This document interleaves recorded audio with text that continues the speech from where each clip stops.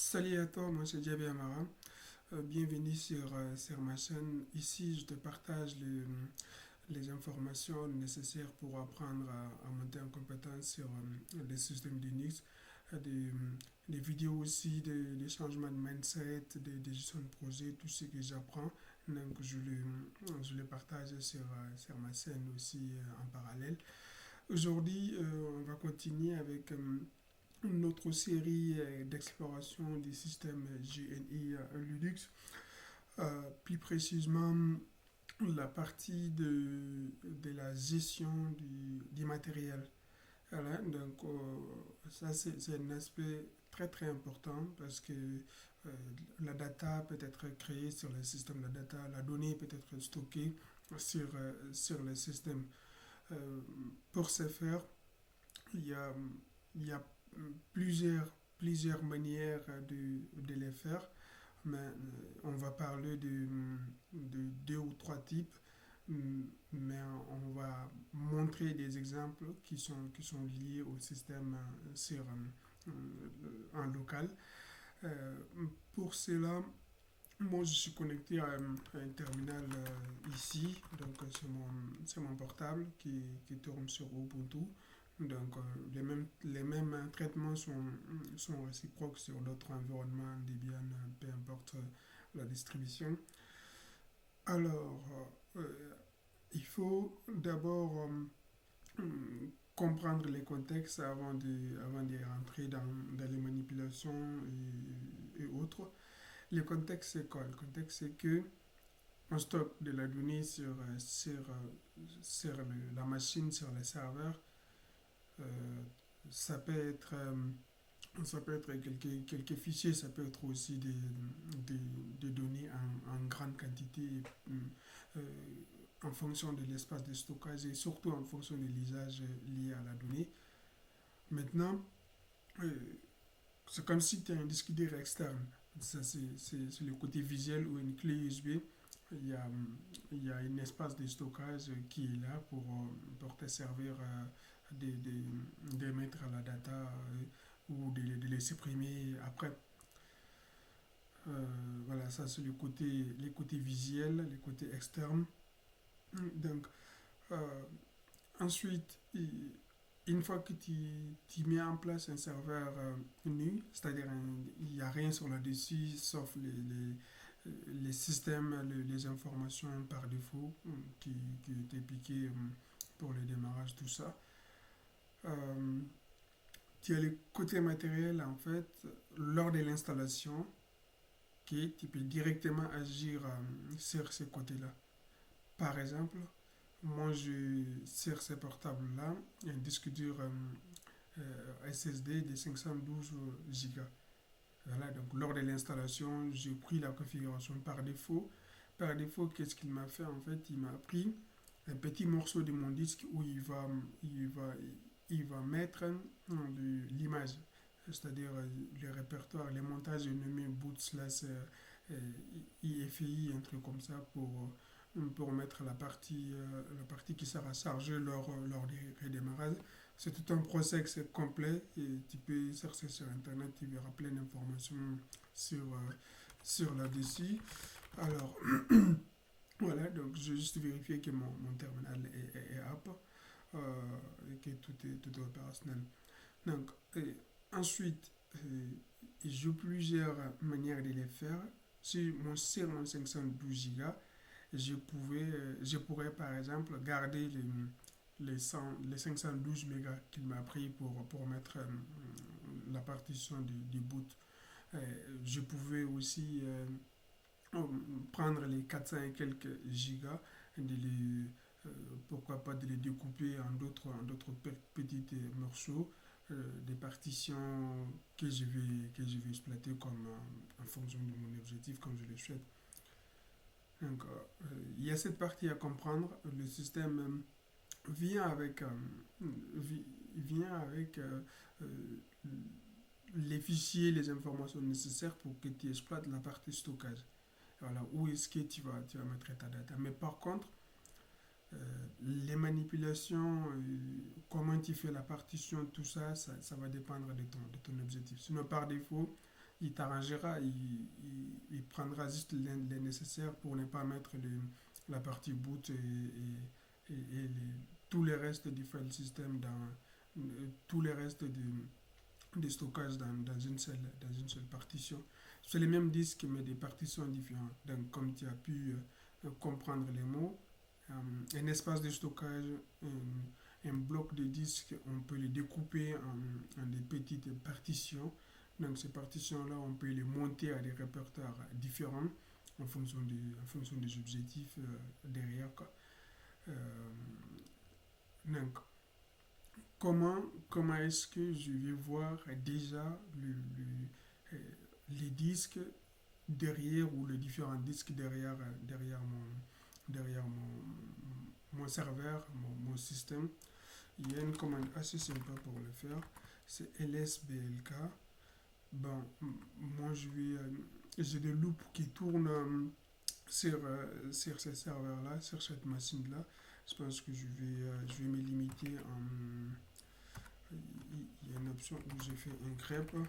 Je prends juste, je vais copier, voilà, donc je vais juste lui demander d'afficher le disque. Ça, c'est le nom de mon disque là sur le système. Voilà, tu as vu, le disque de ce nom, il y a des partitions. La petite partition que je t'ai parlé là, qui a été établie au démarrage, en fait, c'est pour mettre l'image EFI. Il ne va pas le prendre beaucoup.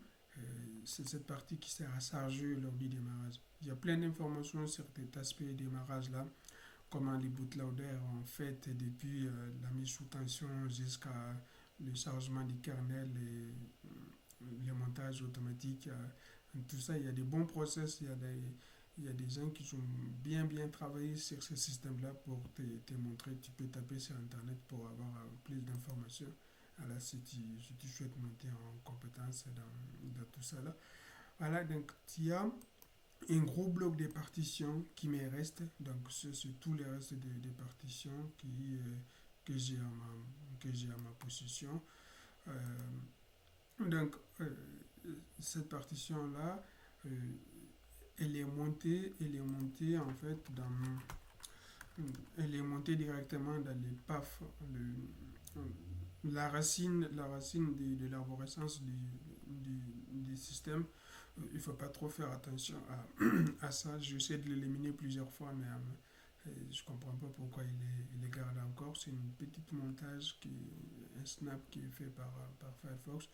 J'avais essayé de l'éliminer, mais il ne faut pas faire attention à ça. Donc, je me suis dit c'est un dysfonctionnement que je n'ai pas pu traiter sur là-dessus. Mais par contre, ce que tu peux comprendre, c'est que l'espace de stockage, moi j'ai un seul disque sur ce serveur-là. J'ai la possibilité de les découper en d'autres morceaux. Ça, c'est le gros bloc qui reste. Donc, tous les restes de mon système, tout ce qui est dans les slash tout court, voilà, tout ça là que tu vois ici, euh, ils sont montés dans, ils sont montés dans cette partition-là. Voilà, tous ces répertoires-là sont montés ici. Je pouvais les couper aussi en deux. Et ça se fait lors de l'installation. Lors de l'installation, je pouvais créer une autre partition avec un P3 des 50 gigas par exemple. Et ces 50 gigas, je pouvais les lier à un répertoire var. Voilà, je pouvais monter le répertoire var à 500 gigas soustrait de cet espace-là et que je pourrais faire d'autres usages. Par exemple, je pouvais lier directement une base de données à ce répertoire-là.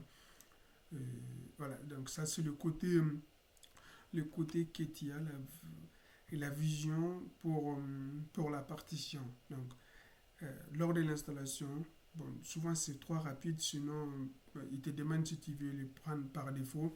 Donc, si tu n'as pas d'expérience là-dessus, donc moi je l'ai pris par défaut parce que j'avais pas d'intérêt à garder parce que ce système-là, voilà, encore, je ne l'ai pas trop exploité. Et ça, c'est une autre manière de voir que j'ai exploité que 28 gigas de tous les 400, 28% de tous les 468 gigas de cette partition-là, en fait. Donc, ça a l'air pas mal. Déjà, ça fait longtemps que j'ai ce système-là, mais je ne l'exploite pas trop. Il n'y a pas trop d'intérêt à garder plusieurs partitions pour rien. Donc, cette notion de partition, tu l'as compris. Le disque est nu, donc tu peux le découper en plusieurs petits morceaux de partitions. C'est le même espace, mais c'est la gestion du file system qui va changer. Euh,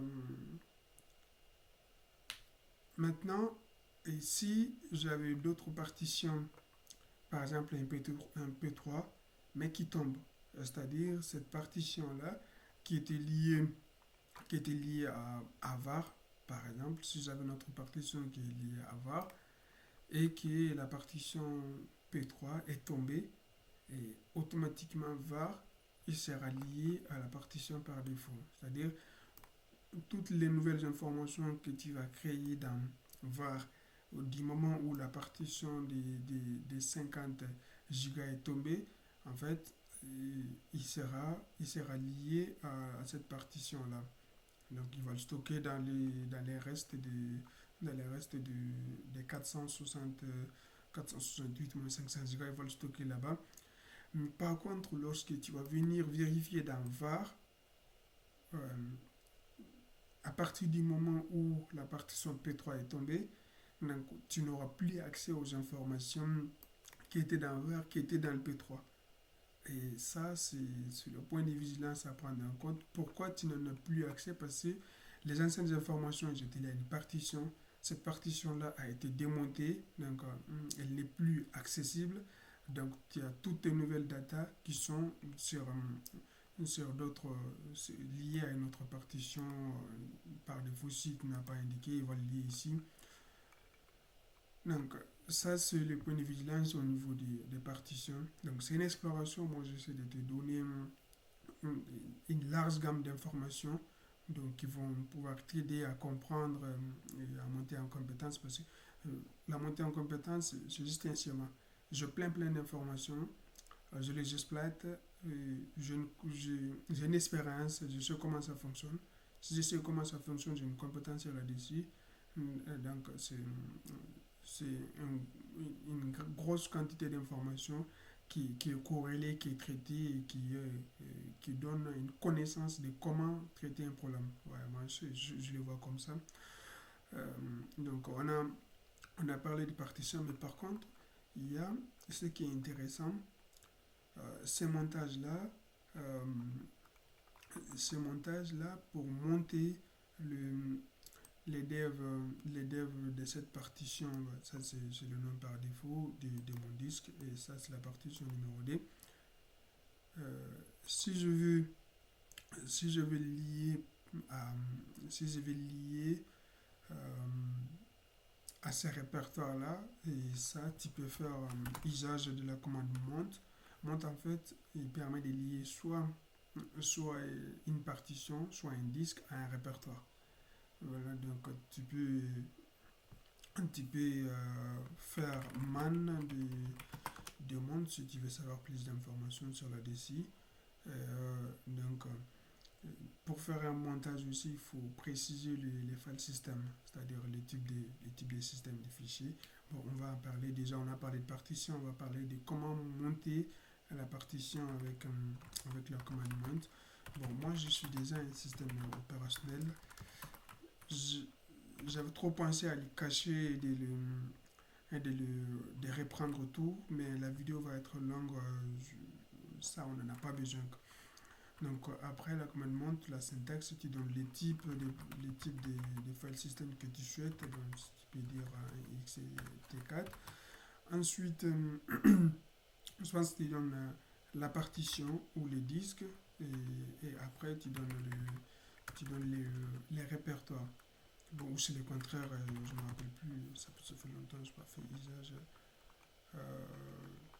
Voilà, donc, mais en tout cas, c'est soit ouais, l'option après, c'est. Ouais, voilà, donc c'est la partition et après les répertoires. La partition ou le disque est ensuite le répertoire associé. Voilà. Donc, ça, tu as vu la partie, le disque, il y a la possibilité de le découper en plusieurs partitions. Et ces partitions-là, tu peux les lier à un répertoire. Et toute la data sur ce répertoire sera directement stockée sur la partition montée. Si la partition tombe, les répertoires, les nouvelles informations, la nouvelle data sur les répertoires, dans les répertoires sera dans la partition principale qui est la partition racine qui est automatiquement montée en / toko. Euh, Maintenant, tu as vu les partitions, la commande monte. Bon, la commande monte est à son inverse, hein. Si tu veux démonter, c'est il monte. Je pense que si tu fais un man de il monte. En gros, c'est la même. Il monte. euh, c'est les mêmes rôles, mais en inverse. En inverse de monte. En fait, il te permet de découper, de démonter une partition qui est liée à un répertoire. Donc, euh, on va parler aussi des ID des partitions, des blocs, l'identifiant de chaque bloc, par exemple. Ce qu'on vient de voir, il y a son identifiant. Et cet identifiant-là, il est important, je vais te dire pourquoi. Donc, si je fais un BLKID, voilà, c'est pour cela que j'ai pris beaucoup de loupe, parce qu'il faut reconnaître que ce système n'a pas été bien monté. Je l'ai fait il y a longtemps, mais ça n'a pas été bien monté parce qu'il y a trop de loup, il y a beaucoup d'informations qui ne sont pas nécessaires. Donc c'est pour cela que je les garde avec un filtre grep. Voilà, donc ça, cet identifiant-là, il est important. Si j'avais besoin de faire des montages au démarrage, des montages automatiques au démarrage, j'aurais facilement besoin de cet identifiant-là pour faire les montages à partir de FSTable. Voilà, donc tu as vu, cet ID-là, c'est les mêmes ID. Donc au démarrage, il est automatiquement monté au répertoire à racine. Donc c'est-à-dire ma partition PD, en fait, l'action est faite ici. Le système des fichiers est choisi, c'est un XT4 qui est derrière. Pareil pour la partie boot, mais les types ont changé. Ils ne vont pas jouer les mêmes rôles. Donc c'est le VFast qui est utilisé comme système de fichiers et ensuite les droits ont été joués. Donc tu as vu, même les swaps, ça c'est un montage de swap. Bon, en passant les swaps c'est quoi? Les swaps c'est une petite partie de ton disque qui sera utilisée si la RAM est pleine.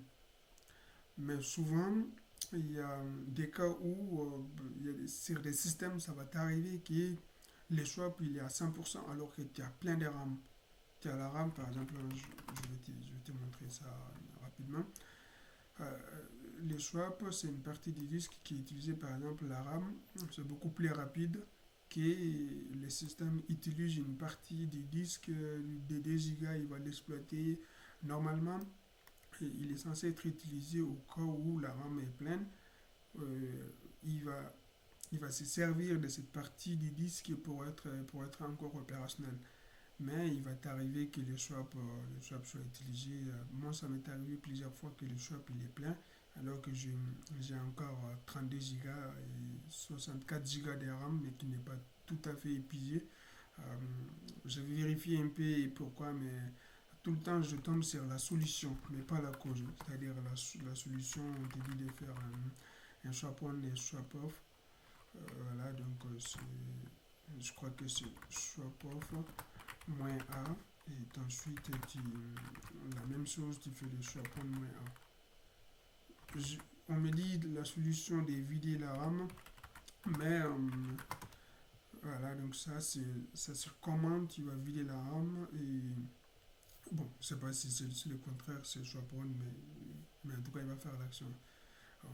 Donc maintenant, tu verras que la RAM a été vidée. Voilà, donc au lieu de 1 et quelques gigas qui étaient opérationnels, là je viens de le vider. Ce sont des informations que tu vas voir. Tu as vu on peut répartir un disque en plusieurs partitions. Après, tu as vu aussi que cette partition peut être liée à un fichier, comment les montages automatiques sont faits sur le système, la commande blkid, la commande lsblock pour voir tout le disque que tu as. Mais par contre, tu as bien remarqué que moi, je fonctionne sur un seul disque. Si c'est le disque qui tombe, je n'ai plus de données sur mon serveur. Et donc ça, c'est un point de défense unique qui est traité au niveau du stockage par une autre technique qui est, qui est le fait de faire des raids. Des systèmes RAID, en fait, c'est au lieu de monter un seul disque, il y a un bloc de disques il y a plusieurs types de RAID. Il y a RAID 4, RAID 5, RAID 10, RAID... je ne sais pas s'il y a le 4, mais je suis sûr qu'il y a les 6, il y a le 5, il y a les 10. Et il y a les RAID 0. Les RAID 0, c'est qui n'est pas redonné. Voilà, donc si tu veux plus d'informations, tu peux taper sur Internet pour explorer tous ces systèmes de stockage comme RAID. Leur avantage, c'est quoi? C'est que tu auras une tolérance aux pannes. Mais leur inconvénient, c'est que ta capacité de stockage va être diminuée. Donc, si la capacité de stockage, si j'ai des disques de 512, donc au lieu d'un Tera, donc j'ai 512 d'espace valable. Voilà, donc ça c'est une autre, manière de rendre le système plus persistant. Et tout ça, c'est des systèmes, c'est le stockage en local du serveur, c'est-à-dire en local de mon système. Voilà, donc chaque partition a un système de fichiers en dessous, chaque disque a un système de fichiers en dessous. Donc, je peux réinitialiser tout le système de fichiers, toute la data sur le système de fichiers va disparaître. Voilà, mais après, c'est pas tout. Euh, il y a des techniques louches pour récupérer la data même si le système des fichiers a disparu.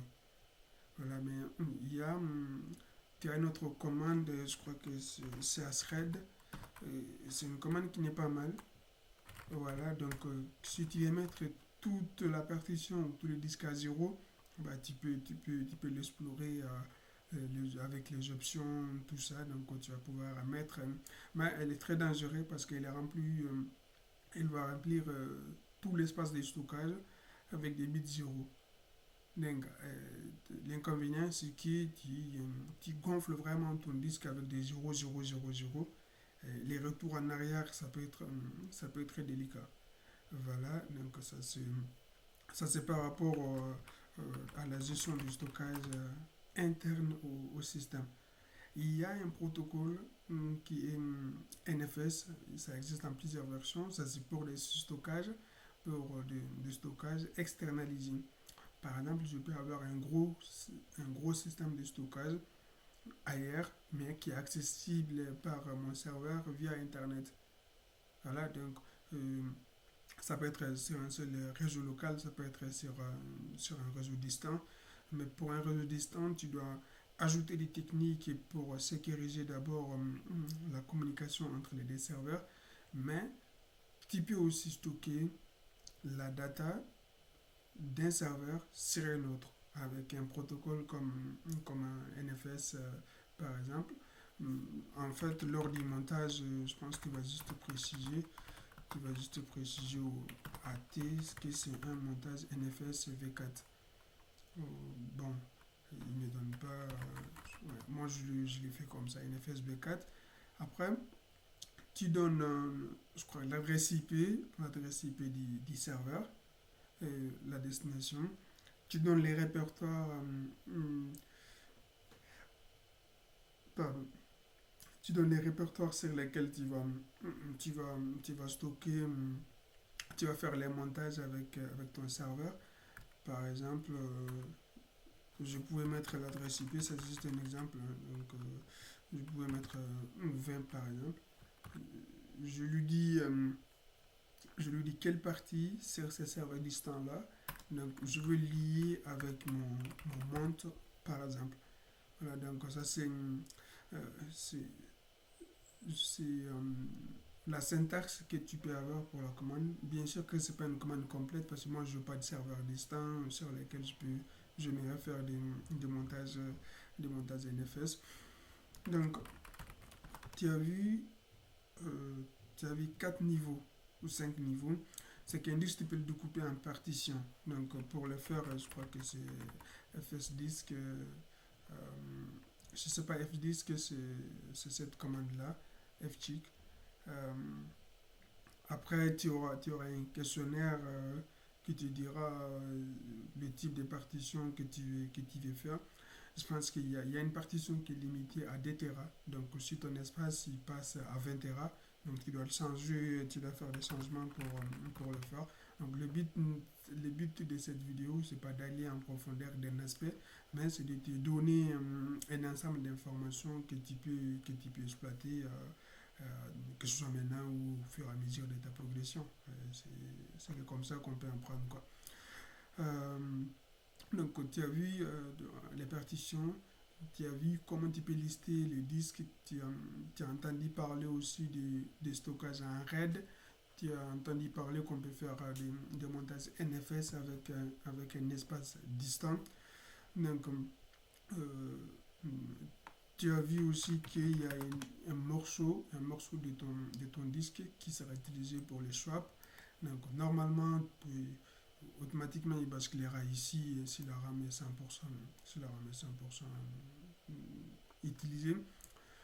Et les swaps, tu peux le vider avec le swap on-a, les swaps activés-a, suivi successivement avec la commande de E, c'est-à-dire après le swap on-a. Donc, il ne faut pas faire attention à ces autres informations, les 001, tout ça là, ça parle d'usage de CPU qui n'a rien à voir avec la RAM, parce que la RAM c'est un espace, le CPU c'est un temps. Euh, Ensuite, voilà, donc déjà la commande à stop n'est pas mal. Voilà, tu peux t'en servir à plusieurs moments pour savoir s'il y a quelque chose qui ne va pas et ton uptime, parce que moi j'ai redémarré mon PC il n'y a pas longtemps, donc hier tout court parce que j'avais des bugs qui passaient pas normal.